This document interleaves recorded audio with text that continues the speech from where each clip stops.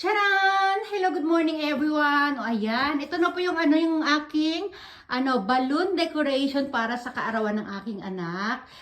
Today is February 18, 2025.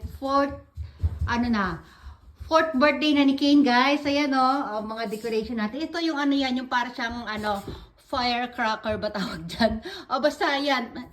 Pag surprise, ayan Ito may mga pangsabi tayo dito na may mga laman din niya na mga regalo ko sa kanya. Kasi ito yung isa sa mga mga na-design ko. Ayan. Hindi ko na alam kung ano sasabihin ko. Ayan, sa may taas ng pintuan, mga gilid-gilid. Ayan, lumayo muna tayo ng kaunti. Tapos, ito yung aming mga plato. Konti lang naman kami, 5 piraso lang yata kami ngayon.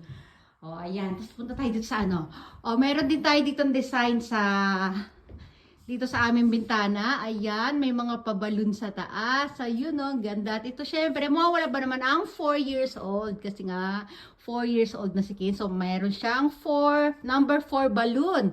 Ayan, ang aming ay puro mga tawakin na si Ken.